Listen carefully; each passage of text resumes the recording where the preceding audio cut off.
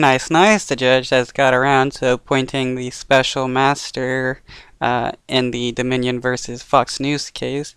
It's because Fox News is lying and haven't been turning in all the evidence that they should be, and trying to, basically lie to the judge in the court. This hour with that breaking news, the judge in the trial between Dominion Voting Systems and Fox News has just appointed what's called a special master in the case. Yeah, this is happening even as we speak. Dominion alleges that Fox News knowingly spread false information claiming its voting machines rigged the 2020 election. Those are claims, of course, stoked by then President Donald Trump and his allies. Fox News denies those claims. They cite the First Amendment protections and what Fox calls the media's absolute right to cover the news.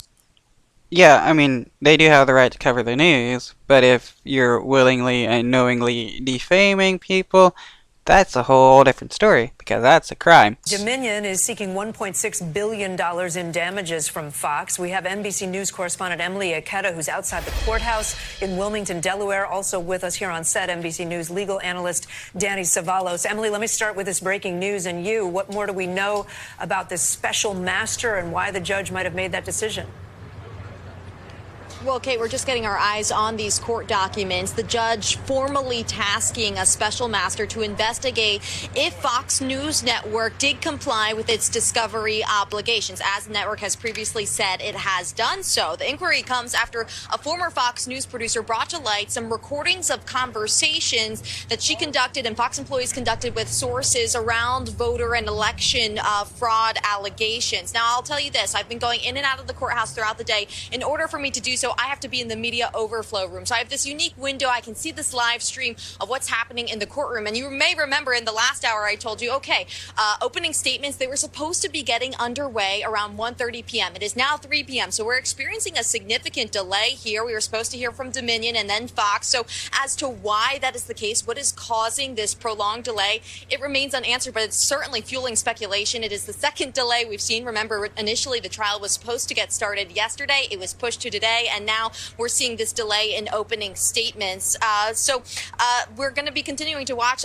But right before I stepped outside, I was speaking with a representative of the courthouse. He told the members of the media, as an update, there is no update. So we will see if we actually do get to opening statements this afternoon, because court is supposed to be adjourned around 4:30 or so, guys. Hey, Emily, we want to let you get back into the courtroom. Let's get to Danny on this topic of the special master, if we can, very quickly. I think a lot of folks, us included, are trying to figure out what exactly this means and how it will impact things going forward. A special master is basically like a mini judge. This judge doesn't have time to deal with these discovery issues. He's on trial. So he appoints essentially a mini version of himself to investigate independently the issue of whether or not Fox or possibly their attorneys played discovery games and whether or not... Define discovery for us. Sure. For those who don't know what discovery is, sorry. In the civil system in America, each side is on its honor, on the honor system, to turn over documents that are requested. The problem with that is that if you hide documents, it can be very hard for the other side to find out that it even happened. Right. In a lot of my cases, I have often suspected that the other side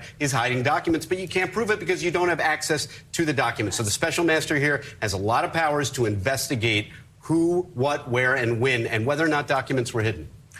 In which they were, the judge even had to admonish the lawyers for it, and they sent an apology letter claiming they didn't know they still had some evidence they had to turn in, and to be forgiven and blah blah blah.